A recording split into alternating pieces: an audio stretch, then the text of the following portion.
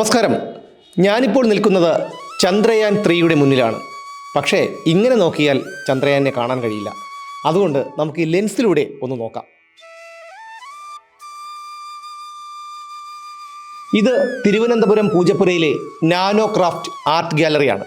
ഇവിടെ അട്ടപ്പാടിയിൽ ജനക്കൂട്ടം തല്ലിക്കുന്ന മധു, ചന്ദ്രയാൻ, പഞ്ചമുഖ ഗണപതി, സൂചിക്കുഴയിലെ ആനക്കൂട്ടം എന്ന് പറഞ്ഞാൽ ഒരു പിടിയാന, ഒരു കൊമ്പനാന, ഒരു കുട്ടിയാന, പകുതി കടുമണിക്ക് മുകളിൽ ഒരു കഥകളി ശില്പം, അതുപോലെ രാധയും കൃഷ്ണനും സ്വർണ്ണ വിഗ്രഹങ്ങൾ. ഒരു മൊട്ടുസൂചിക്ക് മുകളിലാണ് ഈ രാധയും കൃഷ്ണനെയും ശില്പി ഉണ്ടാക്കി വെച്ചിരിക്കുന്നത്. അതുപോലെ മൊട്ടുസൂചിക്കുള്ളിന് മുകളിൽ ഒരു ക്രൂശിതനായ ക്രിസ്തുവിൻ്റെ രൂപം, കേരള നാടും കർഷകനും, കൊതുകിൻ്റെ ചിറകിനുള്ളിൽ ഒരു പാരാഗ്ലൈഡിങ്. ഇനി വ്യത്യസ്തമായിട്ടുള്ള മറ്റൊരു കാര്യം കൂടിയുണ്ട്.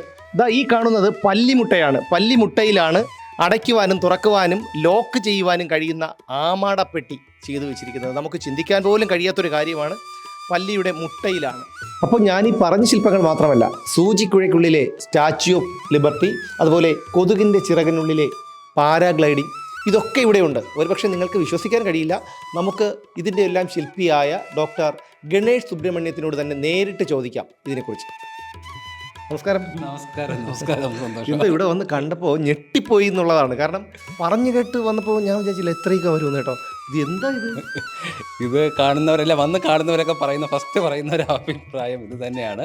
കാര്യം നമുക്ക് കൈകൊണ്ട് ചെയ്തിട്ടുള്ള ശില്പങ്ങൾ അതിനകത്ത് കാണുന്നതൊക്കെ നേരിട്ട് നോക്കിയാൽ വളരെ ചെറിയൊരു തരി മാത്രമേ ഉള്ളൂ. ഒരു സ്വർണ്ണത്തിൻ്റെ എല്ലാം കൂടുതലും സ്വർണ്ണത്തിൻ്റെ തരികളാണ് യൂസ് ചെയ്തിരിക്കുന്നത്. ഈ തരിക്ക് അത് നമ്മൾ നേരിട്ട് കാണുമ്പോൾ ഒന്നുമില്ല. എന്നാൽ ലെൻസിലൂടെ കാണുമ്പോൾ മാത്രമേ ഇതിനകത്ത് ചെയ്തിട്ടുള്ള സൃഷ്ടികളൊക്കെ വളരെ ഭംഗിയായിട്ട് കാണാനായിട്ട് സാധിക്കും. ഇത് കാണുന്നവർ വളരെയേറെ അത്ഭുതമാണ്. ഞാനിത് തുടങ്ങിയപ്പോൾ ഇതിൻ്റെ ഒരു സാധ്യതയെക്കുറിച്ച് മാത്രം, കാര്യം എപ്പോഴും വ്യത്യസ്തത കണ്ടെത്തണം എന്നുള്ള ഒരു തോന്നൽ തുടങ്ങിയതാണ്.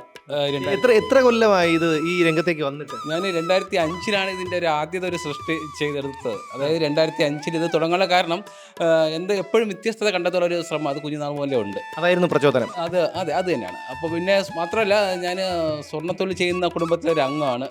ആ ഒരു ഫാമിലി അംഗം ആയതുകൊണ്ട് തന്നെ സ്വർണ്ണമായിട്ടൊരു ബന്ധമുണ്ട്. സ്വർണ്ണത്തൊഴിൽ ചെയ്യാൻ പഠിച്ചിട്ടുണ്ട്. അപ്പോൾ അതിനകത്ത് വ്യത്യസ്തത കണ്ടെത്താനുള്ള ശ്രമം എപ്പോഴും ഉണ്ടായിരുന്നു.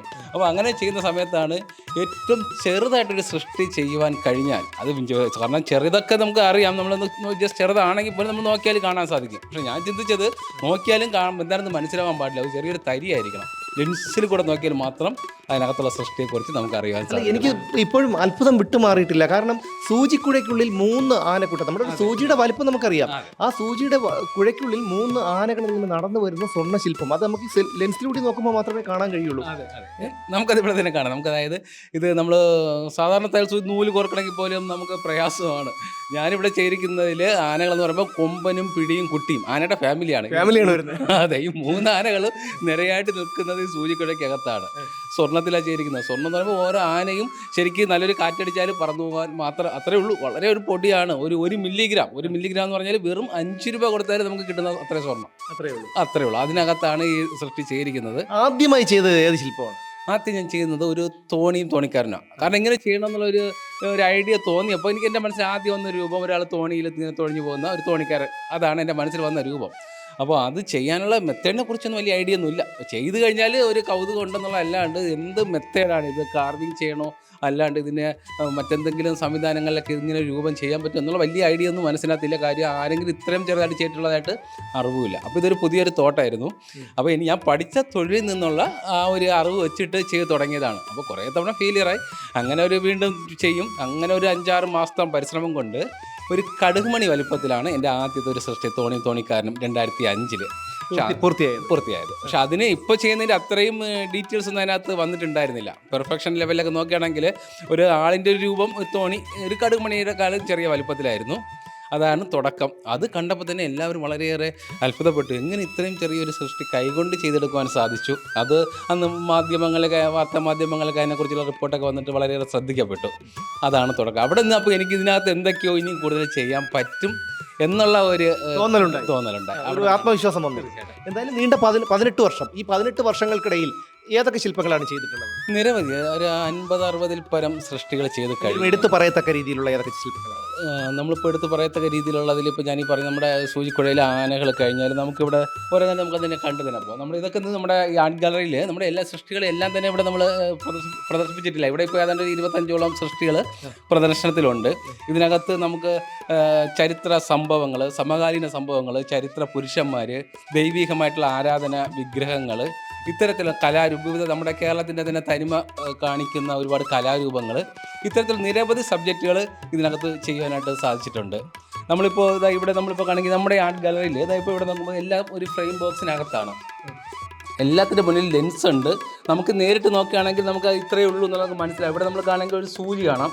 ആ സൂചിയുടെ മുന്നിലിരിക്കുന്ന ഈ ലെൻസിലൂടെ നോക്കുമ്പോഴാണ് ആ സൂചിക്കുഴയ്ക്കുള്ളിൽ നമ്മുടെ 3 ആനകൾ കാണുവാനായിട്ട് സാധിക്കുന്നത്. അതുപോലെ നമ്മളിപ്പോൾ ഇവിടെ വീണ്ടും കാണുകയാണെങ്കിൽ അതെ, ഇതിൽ ഈ വളരെ അത്ഭുതപ്പെടുത്തുന്ന ഒരു കാര്യമാണ്. അത് പകുതി കടുകുമണിക്ക് മുകളിൽ ഒരു കഥകളി ശില്പത്തിനെ ചെയ്തു വെച്ചിരിക്കുകയാണ്. സത്യം പറഞ്ഞാൽ ഈ കടുക് ഇത്രയും ക്ലോസ് ആയിട്ട് കാണുന്നത് ആദ്യമായിട്ടാണ് കേട്ടോ. മാത്രമല്ല ഇത് ഗോൾഡൻ കളർ ഉപയോഗിച്ചിട്ടുണ്ട്. നമ്മൾ ഈ കടുകിനെ മുറിച്ചെടുത്തത് നമുക്ക് ഇത്രയും ചെറുത് ചെയ്യുന്ന ഒരാളിന് കടുക് മുറിക്കുക എന്ന് പറയുന്നത് വലിയൊരു പ്രയാസമുള്ള കാര്യമല്ല. ഇവിടെ നമ്മൾ ഗോൾഡിൽ തന്നെ കളറും കൂടെ കഥകളി നമ്മൾ കാണുമ്പോൾ അതിൻ്റെ കോസ്റ്റ്യൂംസും അതിൻ്റെ ഫേസിലുള്ള മേക്കപ്പും കാര്യങ്ങളൊക്കെ അതിനകത്ത് നമുക്ക് കാണുവാനായിട്ട് സാധിക്കുന്നു എന്നുള്ളതാണ്. അതെ, ഞാൻ ചെയ്യുന്നതിനകത്ത് എപ്പോഴും പെട്ടെന്ന് ഒരു തൃപ്തനാവുന്ന ഒരു സ്വഭാവമില്ല. പരമാവധി ഡീറ്റെയിൽസോട് പോവാം. നമ്മുടെ ക്ഷമ വളരെ വലുതാണ്. മൈൻഡ് കോൺസെൻട്രേഷൻ വളരെ വലുതാണ്. കാര്യം ഇതിൻ്റെ ഒരു വെല്ലുവിളി എന്ന് പറയുന്നത് നമുക്ക് എപ്പോഴെങ്കിലും മനസ്സിൻ്റെ ഒരു ശ്രദ്ധ എവിടെയെങ്കിലും ഒന്ന് മാറിപ്പോയാൽ മാസങ്ങളെടുത്ത് ചെയ്യുന്ന ഒരു സൃഷ്ടിയുടെ ആ ഒരു ശ്രമം ഒറ്റ നിമിഷം കൊണ്ട് ഫെയിലിയർ ആവാനുള്ള സാധ്യത വളരെ കൂടുതലാണ്. കാര്യം നമ്മുടെ മനസ്സിൻ്റെ ഒരു പാളിച്ച വന്നു കഴിഞ്ഞാൽ കൈ മറ്റൊരു രീതിയിലൊന്ന് ചലിച്ചു പോയാൽ ആ ഒരു പോർഷൻ അവിടെ അങ്ങ് കട്ടാവും. ഞാൻ കൂടുതലായിട്ട് ഇതിനകത്ത് പറയുന്ന രഹസ്യങ്ങളൊന്നുമില്ല. കൂടുതലായിട്ട് ഞാൻ ഉപയോഗിക്കുന്നത് ചെറിയ സൂചികൾ പോയിന്റ് ചെയ്തിട്ട് നമ്മുടെ ചെറിയൊരു തരി എടുക്കുക, ലെൻസിലൂടെ നോക്കിയിട്ട് മനസ്സിനകത്തുള്ള രൂപം അതിനകത്ത് കാർവിങ് ചെയ്തെടുക്കുന്നത്. അപ്പോൾ ഈ കാർവിങ് ടൈമിനകത്ത് എവിടെയെങ്കിലും നമ്മുടെ അത്രയും സൂക്ഷ്മത വേണം. അപ്പോൾ അത്രയും ക്ഷമയും നമ്മുടെ ഉള്ളിലുള്ള ഒരു ക്രിയേറ്റീവായിട്ടുള്ള ഒരു സ്കില്ല് അത് നമ്മൾ ഡെവലപ്പ് ചെയ്ത് പോളിഷ് ചെയ്ത് കൊണ്ടുവരുന്നതാണ്. നമ്മുടെ ഈശ്വരൻ്റെ ഒരു അനുഗ്രഹം എന്ന് പറയാം, അല്ലെങ്കിൽ പൂർവികരുടെ ഒരു വരദാനം പോലെ കിട്ടിയിട്ടുള്ള ഒരു സ്കിൽ. തീർച്ചയായിട്ടും ഇതൊരു ഈശ്വരൻ്റെ ഒരു കയ്യൊപ്പ് താങ്കൾക്ക് പതിഞ്ഞിട്ടുണ്ട് കേട്ടോ. പറയാതിരിക്കാൻ വയ്യ. നമ്മളിപ്പം ചിത്രകാരന്മാരെയും ശില്പികളെയൊക്കെ കണ്ടിട്ടുണ്ട്, പക്ഷേ എനിക്കത് വിശ്വസിക്കാൻ കഴിയുന്നില്ല. അതുപോലെ തന്നെയാണ് ഇവിടെ വരുമ്പോൾ ചിത്രങ്ങൾ പലതും ഫ്രെയിം ചെയ്ത് വെച്ചിട്ടുണ്ട്. അത് Abdul Kalam sir, MA Baby sir, Madhu sir, Mohanlal sir, Parvathi Bai Thampuratti, Shashi Tharoor, അങ്ങനെ നിരവധി ആൾക്കാർ. എത്ര പേര് ഇവിടെ വന്നിട്ടുണ്ട്?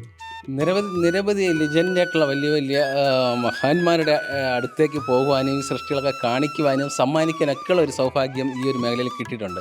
ഞാൻ ഈ ഒരു മേഖലയിൽ വന്നിട്ട് ഞാൻ ആദ്യം പറഞ്ഞ നമ്മുടെ തുടക്ക കാലഘട്ടം കഴിഞ്ഞിട്ട് പിന്നീട് നിരവധി സൃഷ്ടികൾ ചെയ്ത കൂട്ടത്തിൽ വിഗ്രഹങ്ങളൊക്കെ ഉണ്ട്. അതിനകത്ത് ചെയ്തതിലൊന്നായിരുന്നു നമ്മുടെ അനന്തശയനം, പത്മനാഭസ്വാമിയുടെ അനന്തശയനം. അത് എന്തിലാണ് ചെയ്തത്? ഗോൾഡിൽ തന്നെയാണ്. ഗോൾഡിലാണ്. പക്ഷേ എന്ത് പ്ലാറ്റ്ഫോം എന്തായിരുന്നു? ഗോൾഡിൽ ചെയ്തിട്ട് അത് ചിലതൊക്കെ പ്ലാറ്റ്ഫോം വയ്ക്കുന്ന അതൊരു അരിമണിയേക്കാളും ചെറിയ വലിപ്പത്തിലുള്ളതാണ്. അപ്പോൾ ഒരു അരിമണിക്ക് മുകളിൽ വെച്ച് കഴിഞ്ഞാൽ അതിനുള്ളിൽ ഒതുങ്ങി നിൽക്കുന്ന അത്രയും വലിപ്പത്തിലുള്ള അനന്തശയനം ഇത് ഞാൻ ചെയ്തിട്ട് അന്ന് നമ്മുടെ തിരുവിതാംകൂർ മഹാരാജ തിരുമനസ്, നമ്മുടെ ഉത്രാടം തിരുനാൾ മാർത്താണ്ഡവർമ്മ മഹാരാജ, അപ്പോൾ അവരൊക്കെ പത്മനാഭദാസൻ എന്നറിയപ്പെടുന്നത്. അതുകൊണ്ട് തന്നെ ഈ പത്മനാഭസ്വാമിയുടെ ഈ ഒരു വിഗ്രഹം കൊട്ടാരത്തിൽ ചെന്നിട്ട് ഒന്ന് കാണിക്കണം എന്നുള്ളൊരു ആഗ്രഹത്തിൽ കൊണ്ടുവന്ന് കാണിക്കുകയും അന്നത് കണ്ട് അദ്ദേഹം വളരെയേറെ അത്ഭുതപ്പെടുകയും ഒരുപാട് പ്രോത്സാഹനമൊക്കെ പറയും. എന്ത് പറഞ്ഞു? ഇത് എങ്ങനെ ചെയ്യുവാൻ, ഇത് തന്നെയാണ്, ഇത് എങ്ങനെ ചെയ്യുവാനായിട്ട് സാധിച്ചു, കാണുവാൻ പോലും പ്രയാസമുള്ളതിനകത്ത്. കാരണം അതിനകത്ത് എല്ലാ ഡീറ്റെയിൽസും കൊണ്ടുവരാൻ ശ്രമിച്ചിട്ടുണ്ടായിരുന്നത് ഏകദേശം വന്നിട്ടുണ്ട്. അതായത് പത്മനാഭസ്വാമി കിടക്കുക മാത്രമല്ല, കൈയുടെ അടുത്ത ഒരു ശിവലിംഗം, പൊക്കിൾക്കൊടിയിലൂടെ വരുന്ന താമര, അതിൽ ബ്രഹ്മാവ്, അനന്തൻ ഒക്കെ എല്ലാ ഡീറ്റെയിൽസ് അതിനകത്ത് വന്നിരുന്നു. അപ്പോൾ അന്ന് ഞാൻ എൻ്റെ മറ്റൊരു താല്പര്യം കൂടി പറഞ്ഞു. അന്ന് അദ്ദേഹത്തിൻ്റെ 90ാം പിറന്നാൾ, തിരുമനസിൻ്റെ 90ാം പിറന്നാൾ ആഘോഷിക്കുന്ന ഒരു സന്ദർഭമായിരുന്നു. ഞാൻ പറഞ്ഞത് അങ്ങേക്ക് പിറന്നാൾ സമ്മാനമായിട്ട് ഞാൻ തരുവാനായിട്ടൊരു ആഗ്രഹമുണ്ടെന്ന് പറഞ്ഞു. അപ്പോൾ എന്നോട് ചോദിച്ചത്, ഞാനിത് പോകുന്നത് തന്നെ ഒരു ലെൻസ് എല്ലാം കൊണ്ടുപോയിട്ട് ഒരു ബോക്സിനകത്ത് വെച്ചിട്ട് കൊണ്ട് കാണിക്കുന്നത്. ബൈ ചാൻസ് കയ്യിൽ നിന്നെല്ലാം താഴെ പോയാലും കഴിഞ്ഞു, പിന്നെ കിട്ടണമെന്ന് പോലും പറയാൻ പറ്റില്ല. അപ്പോൾ അതുകൊണ്ട് തന്നെ എന്നോട് ചോദിച്ചത്, ഇത് എനിക്ക് ഇങ്ങനെ ആർക്കും കാണിച്ചു കൊടുക്കാൻ പറ്റില്ല. അത് മാത്രമല്ല, ഇത് എപ്പോഴും എനിക്ക് എൻ്റെ കൂടെ വേണം എന്നുള്ളൊരു ആഗ്രഹമുണ്ട്. നമുക്കിതിനെ മോതിരത്തിലോ എന്തെങ്കിലും രീതിയിൽ ഇതിനെ ഒന്ന് അറ്റാച്ച് ചെയ്ത് ചെയ്യാനുള്ള ഒരു സാധ്യത ഉണ്ടോ എന്ന് ചോദിച്ചു. അപ്പോൾ ഞാൻ ആദ്യമായിട്ടാണ് അപ്പോൾ ആ ഒരു ഇതിനെക്കൂടി ചിന്തിക്കുന്നത്. പക്ഷേ നമ്മളിത് വെറുതെ ഒരു മോതിരത്തിനകത്ത് വെച്ച് കൊടുത്തിട്ട് വലിയ കാര്യമില്ല. കാരണം ലെൻസ് ഉണ്ടെങ്കിൽ മാത്രമേ നമുക്കത് കാണുവാൻ പറ്റുള്ളൂ. അങ്ങനെയാണ് ലെൻസ് ഘടിപ്പിച്ചിട്ടുള്ള ഒരു പ്രത്യേകതരം മോതിരത്തിന് വേണ്ടിയിട്ടുള്ള ഒരു പല രീതിയിലുള്ള ഒരു മെത്തേഡിൽ ശ്രമം തുടങ്ങി. അത് ഒരുപാട് ഡിസൈനുകൾ പരീക്ഷിച്ചു. അവസാനം ഒരു ലെൻസെല്ലാം ഘടിപ്പിച്ച് ഒരു പ്രത്യേകതരം മോതിരം കൂടി ക്രിയേറ്റ് ചെയ്യാൻ സാധിച്ചു. സമ്മാനിക്കുകയും ചെയ്തു. മോതിരത്തിൻ്റെ പ്രത്യേകത എന്ന് പറഞ്ഞാൽ, നമ്മളൊരു ശംഖുമുദ്രയുള്ള ഒരു മോതിരം, ഒരു ബട്ടൺ പ്രസ് ചെയ്ത് കഴിഞ്ഞാൽ ലെൻസ് ഓപ്പൺ ആവും. ഈ ലെൻസിലൂടെ ഉള്ളിലോട്ട് നോക്കുമ്പോഴാണ് ഈ പത്മനാഭസ്വാമിയെ കാണുന്നത്. കണ്ടു കഴിഞ്ഞിട്ട് ഒന്ന് ഫോൾഡ് ചെയ്തിട്ട് പ്രസ് ചെയ്ത് കഴിഞ്ഞാൽ അടഞ്ഞു.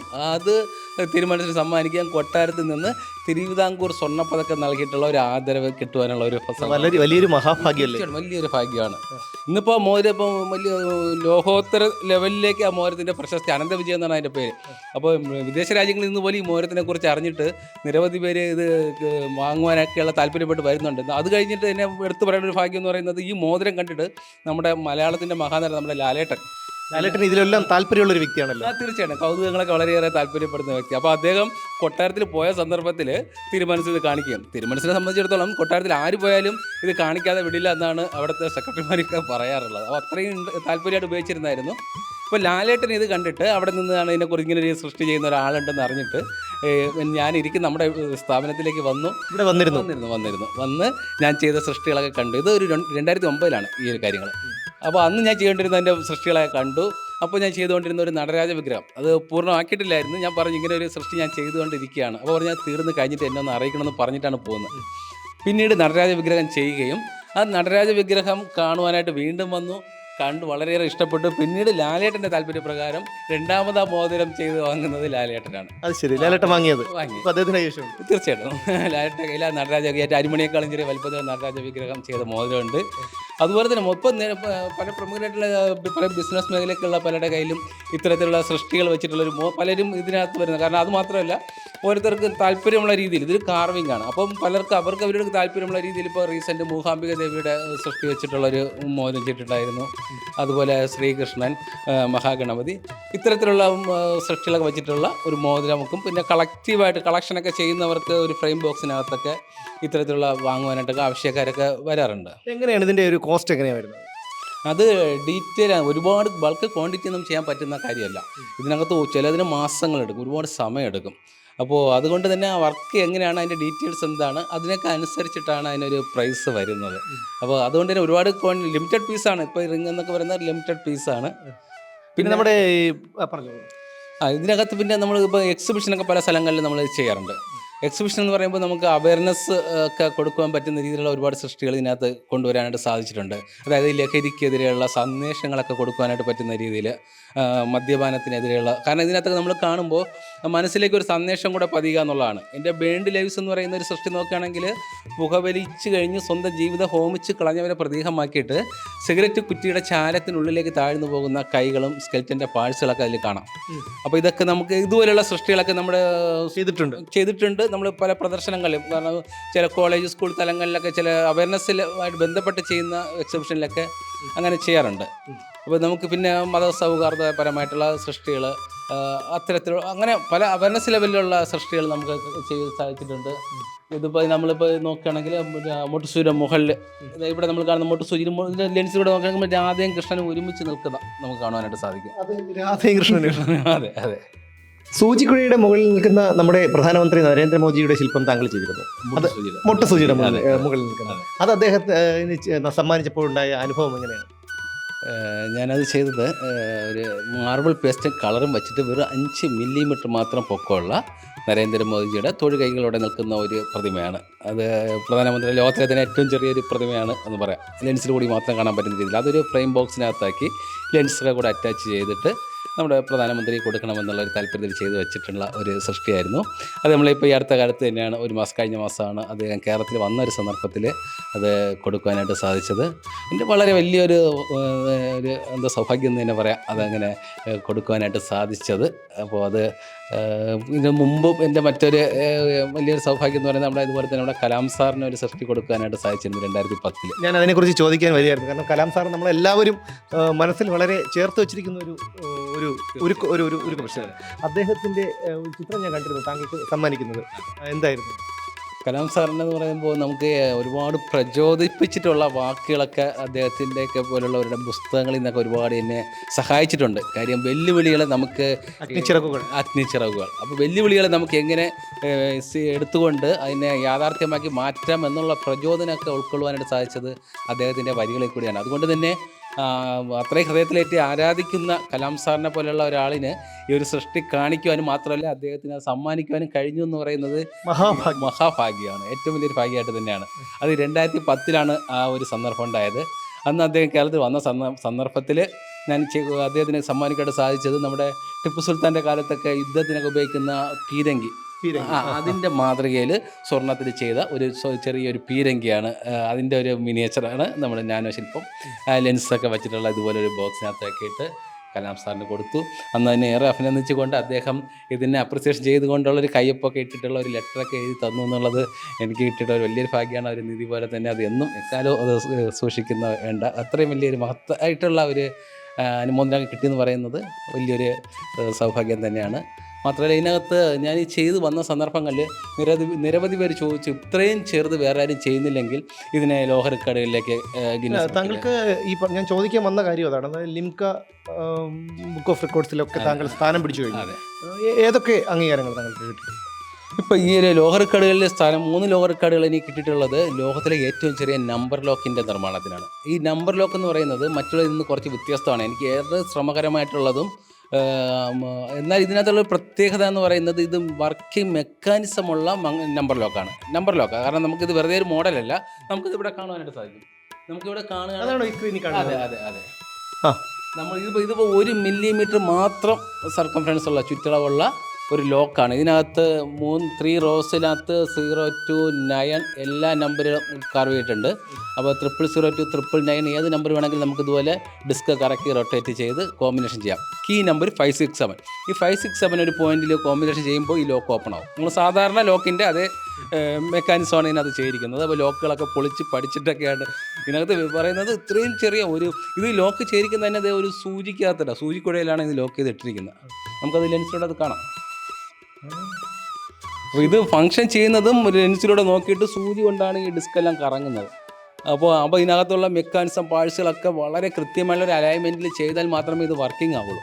അപ്പോൾ ഇതിങ്ങനെ ചെയ്യാനുള്ള കാരണം ഞാൻ മനസ്സിലാക്കിയത് ഗിന്നസ് ബുക്കിലേക്ക് ഇതിനെ നമ്മൾ സബ്മിറ്റ് ചെയ്യുമ്പോൾ ഒരു ശില്പം എന്നതിലുപരി മെക്കാനിസം ഉള്ളതാണെങ്കിലായിരിക്കും അതിനകത്ത് നമുക്ക് കൂടുതൽ സാധ്യതയുള്ളത്. അങ്ങനെ ചിന്തിച്ചിട്ടാണ് ഫംഗ്ഷൻ കൂടി ഉൾപ്പെടുന്ന രീതിയിലുള്ള ഒരു സൃഷ്ടി എന്നുള്ള രീതിയിലാണ് ഇത് 2013 ഇത് ലോകത്തിലെ ഏറ്റവും ചെറിയ ലോക്കായിട്ട് അംഗീകരിച്ചു കൊണ്ടുള്ള റെക്കോർഡ്സുകൾ കിട്ടിയിട്ടുള്ളത്.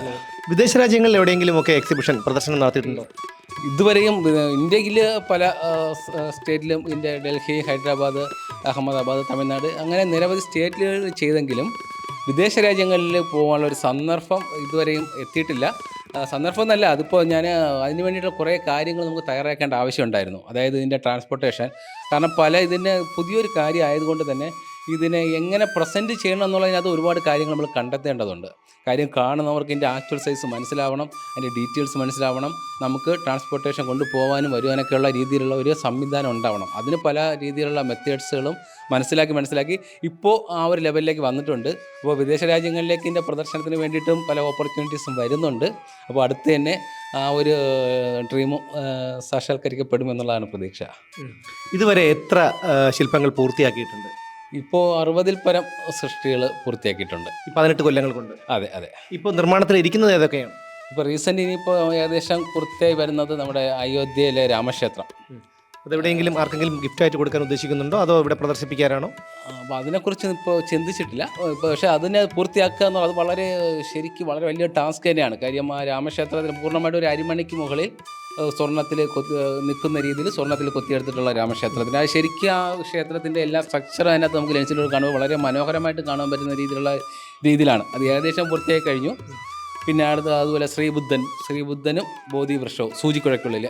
അപ്പോൾ ഇത്തരത്തിലുള്ള നിരവധി പല ആശയങ്ങൾ മനസ്സിലുണ്ട്, പലതും നിർമ്മാണ ഘട്ടത്തിലിരിക്കുന്നുണ്ട്. ഇപ്പോഴും നമ്മൾ അതിൻ്റെ പിറകെ തന്നെയാണ്. ജീവിതത്തിൻ്റെ വലിയ ഒരു സമയവും ഈ ഒരു നാനോ ശില്പങ്ങളുടെ ഒരു മേഖലയിലേക്ക് തന്നെയാണ്. ഇനി ഇതിപ്പോൾ നമ്മുടെ ജീവിതത്തിൽ സ്വപ്നമായി ഒരു നിർമ്മിക്കണം എന്ന് ഒരു സ്വപ്നമായി അവശേഷിക്കുന്നത് ഒരു ശില്പം ഏതാണ്? അങ്ങനെ അവശേഷിക്കുന്നത് എന്നുള്ള രീതിയിൽ എൻ്റെ മനസ്സിനകത്ത് അങ്ങനെയല്ല. ആശയങ്ങൾ നിരവധിയുണ്ട്. അത് പലതും ഞാൻ എപ്പോഴും ചെയ്യുമ്പോൾ ഒരെണ്ണം പൂർത്തിയായിട്ട് കഴിഞ്ഞിട്ടാണ് അടുത്തതിലോട്ട് പോവുക എന്നുള്ള രീതിയിലല്ല. ചിലപ്പോൾ മനസ്സിനകത്തുള്ള ആശയങ്ങൾ നമ്മൾ ചെയ്ത് തുടങ്ങിയിട്ട് ചിലത് നമ്മൾ നല്ല സ്ട്രെയിൻ വരുമ്പോഴേക്കും നമ്മുടെ മനസ്സ് കുറേ സമയം അതിൽ നിന്നൊരു റിലീഫിന് വേണ്ടിയിട്ട് മറ്റൊന്ന് തുടങ്ങുമ്പോൾ ഇതിൽ നിന്നുള്ള ഒരു നമ്മൾ സ്ട്രെയിൻ ഒന്ന് വിട്ടു നിൽക്കും. അപ്പോൾ അതുകൊണ്ട് തന്നെ നമുക്ക് 2-3 സൃഷ്ടികളിലേക്ക് എൻ്റെ മനസ്സിനെ ഞാൻ കൺവെർട്ട് ചെയ്തിട്ടായിരിക്കും ചെയ്യുന്നത്. സോ അപ്പോൾ നിരവധി ഇനിയുണ്ട്, ഒരുപാട് ആശയങ്ങളുണ്ട്. നമ്മൾ ലെൻസിലൂടെ നോക്കുമ്പോൾ ചലിക്കുന്ന രീതിയിലുള്ള മെക്കാനിസം ഉൾക്കൊള്ളുന്ന ശില്പങ്ങൾ. അപ്പം മുൻപ് അതൊക്കെ പ്രദർശനം ഉണ്ടായിരുന്നു. നമ്മൾ ലെൻസിലൂടെ നോക്കുമ്പോൾ ഒരു വളരെ ചെറിയൊരു മത്സ്യകന്യക വെള്ളത്തിൽ നീന്തിക്കൊണ്ടിരിക്കുന്ന രീതിയിലുള്ള ഒരു മെക്കാനിസം ഒക്കെ ഉൾപ്പെടുത്തിയിട്ടുള്ള സൃഷ്ടികളൊക്കെ ചെയ്തിട്ടുണ്ട്. അപ്പോൾ അതുപോലെ ചലിക്കുന്ന രീതിയിലുള്ള സൃഷ്ടികളെല്ലാം ഇത് നമുക്ക് കാണുവാൻ കഴിയാത്ത, എന്നാൽ ലെൻസിലൂടെ മാത്രം മനസ്സിലാക്കാൻ കഴിയുന്ന വ്യത്യസ്തകളെ ഓരോ ദിവസം കഴിയുന്തോറും ഉള്ളിലെ നമ്മുടെ ഈ ഒരു കഴിവിനെ പോളിഷ് ചെയ്ത് കൊണ്ടുവരണം. ഇപ്പോൾ റീസെൻ്റ് ഇപ്പോൾ പറയുകയാണെങ്കിൽ, ഇപ്പോൾ തുടക്കത്തിൽ ഞാൻ പറഞ്ഞ പോലെ നമ്മൾ ആദ്യം കടുകുമണി വലിപ്പത്തിലുള്ള സൃഷ്ടിയായിരുന്നു ചെയ്തത്. അത് കഴിഞ്ഞ് പിന്നെ അതിനെ വീണ്ടും വലിപ്പം കുറച്ച് അരിമണിക്കുള്ളിലും പിന്നെ സൂചിക്കുഴയ്ക്കുള്ളിലും ഇപ്പോൾ റീസെൻ്റ് ഇപ്പോൾ എത്തി നിൽക്കുന്നത് നമ്മുടെ മുടിനാരിനകത്താണ്. നമ്മുടെ തലമുടിനാരിനകത്ത് ഇപ്പോൾ നമ്മൾക്ക് ഇവിടെ തന്നെ നമുക്ക് കാണാം, നമുക്ക് മെയ്ഡ് ഇൻ ഇന്ത്യ എന്നുള്ള ഒരു വേർഡ് തലമുടി നാരിനകത്ത് എഴുതിയിട്ട് ഇവിടെ പ്രദർശനത്തിൽ ഉണ്ട്. അത് നമുക്ക് ഇന്ത്യയുടെ ഒരു കഴിവെന്ന് പറയുന്ന രീതിയിൽ തന്നെ അതിനെ റിയലാക്കിയതാണ്. കാരണം ഒരു ചെറിയൊരു കഥ തന്നെയുണ്ട്. കാരണം അമേരിക്കക്കാരനും ജപ്പാൻകാരനും ഇന്ത്യക്കാരനും തമ്മിൽ മത്സരിച്ചപ്പോൾ അമേരിക്കക്കാരനും ജപ്പാൻകാരനും മുടിനാരിനെ 2 3 കീറി കാണിച്ചപ്പോൾ ഇന്ത്യക്കാരൻ മറ്റൊന്നും ചെയ്തില്ല, ഈ മുടിനാരെടുത്തിട്ട് അതിനകത്ത് മെയ്ഡ് ഇൻ ഇന്ത്യ എന്ന് എഴുതിയിട്ട് ഇവരുടെ മുന്നിൽ ഇട്ട് കൊടുത്തു. അതാണ് ചെയ്തത്. ഇതൊരു സ്റ്റോറി കഥയാണ്. ഇത് ഞാൻ എൻ്റെ ഒരു പ്രദർശന വേളയിൽ ഒരാൾ പറഞ്ഞ കഥയാണ്. പക്ഷേ ഇത് മനസ്സിനകത്ത് ഞാനൊരു സ്പാർക്ക് ചെയ്തിട്ട് ഇതിനെ റിയലാക്കി കാണിക്കാനായിട്ട് വന്നിട്ട് മുടിനാരെടുത്തു, എൻ്റെ സ്കില്ല് അതിനകത്ത് ശ്രമിച്ചു. അങ്ങനെ മെയ്ഡ് ഇൻ ഇന്ത്യ എന്ന് പറഞ്ഞിട്ട് മുടിനാരിനകത്ത് എഴുതി ചേർത്തുകൊണ്ട് ഇതിലേക്ക് സ്റ്റെപ്പ് വെച്ചു. ഇപ്പം അത് മാത്രമല്ല, മുടിനാരിനകത്ത് ഒട്ടകങ്ങൾ, ഒരു മനുഷ്യനും, അതൊക്കെ പുതിയ വർക്കുകളാണ്. ഒരു മുടിനാരിനകത്തിന് 5 ഒട്ടകങ്ങൾ മനുഷ്യനൊക്കെ നിൽക്കുന്ന രീതിക്ക് അത്രയും ചെറുതായിട്ട്. അപ്പോൾ ഓരോ ദിവസം കഴിയുന്തോറും നമ്മുടെ സ്കില്ലിനെ പരമാവധി പോളിഷ് ചെയ്ത് ഏറ്റവും കൂടുതൽ ചെറുതാക്കിക്കൊണ്ട്, അതുപോലെ തന്നെ നല്ല കൂടുതൽ ഡീറ്റെയിൽസൊക്കെ അതിനകത്ത് എത്രത്തോളം എത്തിക്കാൻ കഴിയുമോ ആ രീതിയിലാണ് ഇപ്പോഴും ശ്രമം നടന്നുകൊണ്ടിരിക്കുന്നത്. ഇതുപോലൊരു സംഭവം നടത്തിക്കൊണ്ട് പോവുക അത്ര വലിയ നിസ്സാരമായ കാര്യമല്ല, പണച്ചിലവുള്ള ഒരു കാര്യമാണ്. അതുപോലെ താങ്കൾ മാസങ്ങളോളം ഒരു ശില്പം പൂർത്തിയാക്കാനായിട്ട് മാസങ്ങളോളം എടുക്കുന്നു, അതിവിടെ പ്രദർശിപ്പിക്കുകയും ചെയ്യുന്നു. പക്ഷേ എങ്ങനെയാണ് ഇതിൻ്റെ ഇത് നടത്തിക്കൊണ്ടു പോകാനുള്ള ഒരു സാമ്പത്തിക പ്രതിസന്ധി വലിയൊരു കാര്യമാണ്. അതെങ്ങനെയാണ് തരണം ചെയ്യുന്നത്? എൻ്റെ സമയം, വലിയൊരു സമയം ഞാൻ ഇതിലേക്ക് തന്നെ ഇട്ടിരിക്കുന്നു എന്നുള്ളത് ഒരു കാര്യം തന്നെയാണ്. പക്ഷേ അതിനകത്ത് നമ്മുടെ സാമ്പത്തികപരമായുള്ള കാര്യങ്ങൾ, കാരണം ഇതിനകത്ത് ചെയ്യുന്നതിൽ ചിലതൊക്കെ കൊടുക്കാറുണ്ട്. ഇത് ആവശ്യപ്പെട്ട് വരുന്നവർക്ക് വേണ്ടിയിട്ട് ചെയ്ത് കൊടുക്കാറുണ്ട്.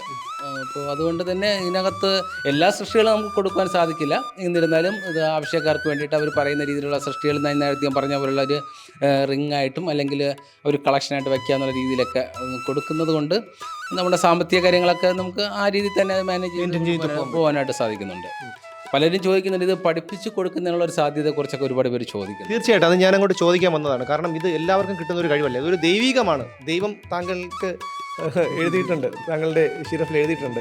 പക്ഷേ അതിലുപരി ഇതുപോലെ ഇത് അഭ്യസിക്കാൻ എല്ലാവർക്കും കഴിയുകയല്ല കേട്ടോ. അപ്പോൾ ഞാൻ ആഗ്രഹിച്ചാൽ പോലും എനിക്കിത് കഴിയില്ല. പക്ഷേ അങ്ങനെ ചിലപ്പോൾ ഇതേ ദൈവത്തിൻ്റെ കയ്യൊപ്പ് പതിഞ്ഞ പലരും നമ്മുടെ സമൂഹത്തിലുണ്ടാവും. അപ്പം അവരെ ഇതുപോലെ ഈ ഒരു മേഖലയിലേക്ക് കൈപിടിച്ചു നടത്താൻ താങ്കളുടേതായിട്ടുള്ള എന്തെങ്കിലും ആശയങ്ങൾ ഉണ്ടോ?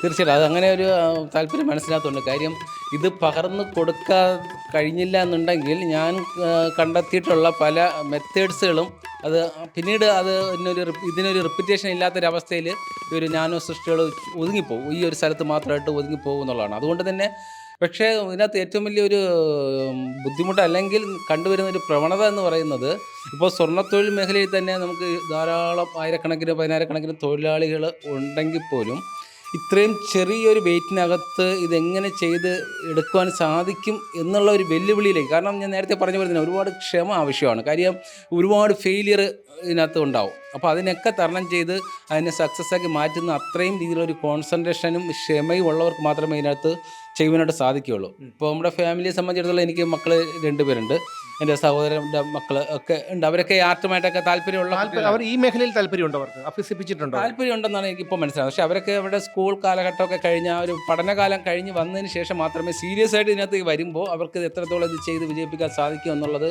ഇനി അവർക്ക് മനസ്സിലാക്കാനായിട്ട് സാധിക്കുള്ളൂ. പക്ഷേ ഞാൻ കണ്ടെത്തിയിട്ടുള്ള കാര്യങ്ങൾ ഇങ്ങനെ ചെയ്താൽ അത് ചെയ്യുവാനായിട്ട് സാധിക്കും എന്നുള്ള ഒരു മെത്തേഡ് കാണിച്ചു കൊടുക്കാം. ബാക്കി അവരുടെ ഉള്ളിൽ നിന്ന് തന്നെ വരേണ്ട കാര്യങ്ങളാണ് നമുക്ക് പറഞ്ഞു കൊടുക്കാൻ പറ്റും. കാരണം വലിയൊരു ശില്പമാണെങ്കിൽ നമുക്ക് കാണിച്ചു കൊടുക്കാം ഈ ഓരോ പോർഷനും എങ്ങനെ കാർവ് ചെയ്യണം. പക്ഷേ ഇവിടെ സംബന്ധിച്ചിടത്തോളം നമുക്ക് ആ ഒരു സാധ്യത വളരെ ചുരുക്കമാണ്. കാരണം ഞാൻ തന്നെ ചെയ്യുന്ന ലെൻസിലൂടെ നോക്കിയിട്ടാണ്. അപ്പോൾ ഇത് പറഞ്ഞു കൊടുക്കുന്നതിനകത്ത് ഒരുപാട് ലിമിറ്റേഷൻ ഉണ്ടെങ്കിൽ പോലും ഇത് ഇനി വരും കാലങ്ങളിൽ ഇത് പകർന്നു കൊടുക്കാനുള്ള ഒരു ശ്രമം തീർച്ചയായിട്ടും പരമാവധി അത് ചെയ്യണമെന്നുള്ളതും ഇത് അടുത്ത തലമുറയിലേക്ക് ഇതിൻ്റെ കാര്യങ്ങളൊക്കെ കൈമാറ്റി ഇനിയും കൂടുതൽ സൃഷ്ടികൾ ഈ നാനോ ശില്പങ്ങളുടെ മേഖലയിലേക്ക് വരണം എന്നുള്ളതാണ് ഒരു ആഗ്രഹം. അതുപോലെ നമുക്ക് ഇത്തരം കാര്യങ്ങൾക്ക് പ്രോത്സാഹനം നൽകേണ്ടത് തീർച്ചയായിട്ടും നമ്മുടെ സർക്കാരാണ്. അതിപ്പോൾ വ്യക്തികളെക്കാൾ ഉപരി ഇതിന് താല്പര്യമുള്ള വ്യക്തികളുണ്ടായിരിക്കാം, പക്ഷേ എന്നാൽ പോലും ഇതിനെയൊക്കെ പ്രോത്സാഹിപ്പിക്കേണ്ടത് താങ്കൾ ഒരു പക്ഷേ ഈ കേരളത്തിൻ്റെ തന്നെ നമ്മുടെ രാജ്യത്തിൻ്റെ തന്നെ അഭിമാനമാണ്. അപ്പോൾ താങ്കളെ പ്രോത്സാഹിപ്പിക്കേണ്ടത് സർക്കാരാണ്. അപ്പോൾ ഈ സർക്കാരിൽ നിന്ന് എന്തെങ്കിലും അവർ സർക്കാരിനെ സമീപിച്ചിട്ടുണ്ടോ, സഹായങ്ങൾ ആവശ്യപ്പെട്ട്, അല്ലെങ്കിൽ സർക്കാർ തന്നിട്ടുണ്ടോ? അങ്ങനെ സർക്കാരിൻ്റെ ഭാഗത്തു നിന്നും അങ്ങനെ ഇതുവരേക്കും ഇതിനെ കൂടുതൽ മുകളിലോട്ട് കൊണ്ടുപോകത്തക്ക രീതിയിലുള്ള സപ്പോർട്ടൊന്നും അങ്ങനെ കിട്ടിയിട്ടില്ല എന്ന് തന്നെ പറയേണ്ടി വരും. പക്ഷേ അതിനകത്ത് എന്നെ സംബന്ധിച്ചിടത്തോളം ഇതിന് വേണ്ടിയിട്ടുള്ള കൂടുതൽ കാര്യങ്ങൾക്ക് വേണ്ടിയിട്ട് അങ്ങനെ സമീപിക്കുക എന്നുള്ളൊരു സാഹചര്യവും അധികം ഉണ്ടായിട്ടില്ല. അപ്പോൾ അതുകൊണ്ട് തന്നെ ഞാൻ എൻ്റെ ഭാഗത്തു നിന്നും ഈ സപ്പോർട്ട് സർക്കാർ തന്നില്ല എന്നോ കിട്ടില്ല എന്നുള്ള രീതിയിലുള്ള ഒന്നും പറയാനില്ല. കാരണം ഇനിയും ഒരുപാട് കാര്യങ്ങൾ നമുക്ക് ചെയ്യാനുണ്ട്. അപ്പോൾ അത് വരുമ്പോൾ ഇതിനകത്ത് ടൂറിസവുമായിട്ട് ബന്ധപ്പെട്ട് നമ്മുടെ സൃഷ്ടികൾ കാണിക്കാനുള്ളൊരു സാഹചര്യം സർക്കാർ ഭാഗത്തു നിന്നൊക്കെ കിട്ടുകയാണെങ്കിൽ സർക്കാരിൻ്റെ ശ്രദ്ധയിൽപ്പെടുത്തിയാൽ മതിയല്ലോ. കാരണം ഇപ്പോൾ ടൂറിസം നമ്മളെ വളരെയധികം വികസിച്ചുകൊണ്ടിരിക്കുകയാണ് നമ്മുടെ കേരളത്തിൽ. അതിനുള്ള നടപടികൾ എന്തെങ്കിലും താങ്കൾ അങ്ങനെ ഒരു താല്പര്യം ഇപ്പോൾ വരികയാണ്. അപ്പോൾ അതിനെക്കുറിച്ച് അപ്പോൾ ടൂറിസം മേഖലയിലേക്ക് കാരണം എല്ലാ രാജ്യങ്ങളും കണ്ടു വരുന്നവർക്ക് പോലും നമ്മുടെ ഈ ഒരു കേരളത്തിൽ വരുമ്പോൾ അവിടെ ഒന്നും കാണുവാൻ കഴിയാത്ത ഒരു വ്യത്യസ്തത കാണിച്ച് കൊടുക്കുവാനായിട്ട് ഈ നാനോ ശില്പങ്ങൾക്ക് കഴിയുമെന്നുള്ളതാണ് എൻ്റെ ഒരു പ്രതീക്ഷ. അപ്പോൾ അത് വളരെ നല്ല രീതിയിൽ അവിടെ മുന്നിൽ പ്രസൻറ്റ് ചെയ്യുവാനായിട്ട് ഒരു സപ്പോർട്ടും കൂടി ഉണ്ടെങ്കിൽ തീർച്ചയായിട്ടും അത് വളരെ പെട്ടെന്ന് തന്നെ. കാര്യം എപ്പോഴും ഇതിനകത്ത് പുതിയ സൃഷ്ടികൾക്ക് പുറകിലാണ് എൻ്റെ കൂടുതൽ സമയവും ഞാൻ വിനിയോഗിക്കുന്നത്.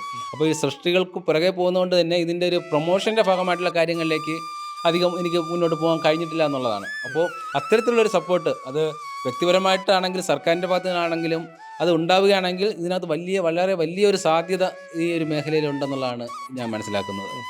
അപ്പോൾ എന്തായാലും ഇവിടെ വന്നപ്പോൾ അതൊരു ഒരു അത്ഭുത ലോകത്തിൽപ്പെട്ട ഒരു അനുഭവമാണ് ഉണ്ടായത്. താങ്കളെ എന്ത് പറഞ്ഞ് അഭിനന്ദിക്കണമേ എന്നും എനിക്ക് നമ്മളൊന്നും അഭിനന്ദിക്കാൻ ആരും അല്ല എങ്കിൽ പോലും ഇത് കണ്ട് ആസ്വദിക്കാൻ ഇത് സത്യം പറഞ്ഞാൽ എനിക്ക് വിശ്വസിക്കാൻ കഴിയുന്നില്ല. കാരണം ഇന്ന് നമ്മുടെ സ്വർണ്ണാഭരണങ്ങൾ പോലും യന്ത്രവൽകൃതമാണ് അല്ലേ. കൈകൊണ്ടുള്ള ഒരു ഇതൊക്കെ നിന്ന് കഴിഞ്ഞു, കൈത്തൊഴിലൊക്കെ നിന്ന് കഴിഞ്ഞു, ഇപ്പോൾ യന്ത്രവൽകൃതമാണ്. പക്ഷേ അവിടെ നിന്നാണ് താങ്കൾ ഈ ഒരു മുട്ടുസൂചിയുടെ കുഴയിൽ ഈ 3 ആനകളെയൊക്കെ ഒന്ന് കുത്തിയെടുക്കുക എന്ന് പറഞ്ഞാൽ അത് വലിയ ചിന്തിക്കാവുന്നതിനും അപ്പുറമാണ്. എന്തായാലും താങ്കളുടെ പേരും പ്രശസ്തിയും ഈ ലോകം മുഴുവൻ അറിയട്ടെ. നമ്മുടെ രാജ്യത്തിൻ്റെ അഭിമാനമായി, നമ്മുടെ കേരളത്തിൻ്റെ അഭിമാനമായി താങ്കൾക്ക് ഇനിയും ഒരുപാട് ശില്പങ്ങൾ ചെയ്ത് ഒരുപാട് ദൂരം മുന്നോട്ട് പോകാൻ കഴിയട്ടെ എന്ന് ആശംസിക്കുന്നു. അതുപോലെ പ്രേക്ഷകരോട് എനിക്ക് പറയാനുള്ളത്, നിങ്ങൾ തിരുവനന്തപുരത്തുള്ളവരാണെങ്കിൽ അല്ലെങ്കിൽ തിരുവനന്തപുരത്ത് വരികയാണെങ്കിൽ തീർച്ചയായും ഇദ്ദേഹത്തിൻ്റെ ഫോൺ നമ്പർ ഞങ്ങൾ ഈ സ്റ്റോറിയുടെ അവസാനം കൊടുക്കുന്നതായിരിക്കും. നിങ്ങൾ ട്രിവാൻഡ്രത്ത് വരികയാണെങ്കിൽ ട്രിവാൻഡ്രത്ത് തമ്പാനൂരിൽ നിന്നൊക്കെ ഒരു 3-4 കിലോമീറ്റർ ദൂരത്തിലാണ് ഈ പറയുന്ന പൂജപ്പുര. ഇവിടെ ഇദ്ദേഹത്തിൻ്റെ ഈ ആർട്ട് ഗാലറി നിങ്ങൾ സന്ദർശിച്ചിരിക്കണം. കാരണം ഇത് നമുക്ക് മറ്റൊരിടത്തും പോയി കാണാൻ കഴിയുന്ന ഒന്നല്ല.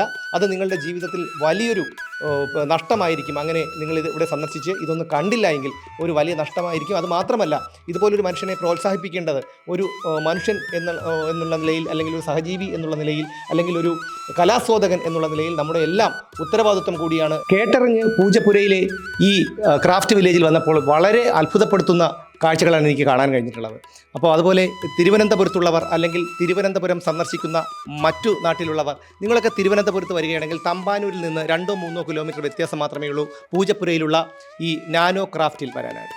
അപ്പോൾ നിങ്ങൾ ഇവിടെ വരിക, ഇവിടെ വന്നിട്ട് ഈ ശില്പങ്ങളൊക്കെ നിങ്ങൾ ആസ്വദിക്കുക. അത് അങ്ങനെ ആസ്വദിച്ചില്ലെങ്കിൽ, അത് നിങ്ങൾ കണ്ടില്ലെങ്കിൽ, ജീവിതത്തിൽ ഒരിക്കലെങ്കിലും നിങ്ങളത് കണ്ടില്ലെങ്കിൽ അതൊരു തീരാ നഷ്ടം തന്നെയായിരിക്കും എന്ന കാര്യം നമുക്ക് പറയാതിരിക്കാൻ വയ്യ. മാത്രമല്ല, ഈ മനുഷ്യന് അതൊരു വലിയ പ്രോത്സാഹനമാണ്. നമ്മൾ മറ്റൊരിടത്ത് പോയാലും നമുക്ക് കാണാൻ കഴിയില്ല. ഇപ്പോൾ കടലോ അതുപോലെ അമ്യൂസ്മെൻറ്റ് പാർക്കുകളോ അങ്ങനെയുള്ള കാര്യങ്ങളാണെങ്കിൽ നമുക്ക് മറ്റെവിടെയെങ്കിലും പോയി കഴിഞ്ഞാൽ വീണ്ടും കാണാം. പക്ഷേ ഇതുപോലൊന്ന് ഇവിടെ മാത്രമാണ്. എന്തായാലും ഇൻ്റർനാഷണൽ തമിഴ് യൂണിവേഴ്സിറ്റി 2018 ഇദ്ദേഹത്തെ ഡോക്ടറേറ്റ് നൽകി ആദരിച്ചു. എന്നാൽ നമ്മുടെ നാട്ടിൽ നിന്ന് വേണ്ടത്ര അംഗീകാരം ഇദ്ദേഹത്തിന് കിട്ടിയിട്ടുമില്ല. എന്തായാലും കൂടുതൽ ഉയരങ്ങളിലേക്ക് ശ്രീ ഗണേഷ് സുബ്രഹ്മണ്യം നടന്നു കയറട്ടെ എന്ന് ആശംസിച്ചുകൊണ്ട് ക്യാമറമാൻ ജയൻ ശിവൻസിനൊപ്പം Sumesh Marco Polo, DNA news.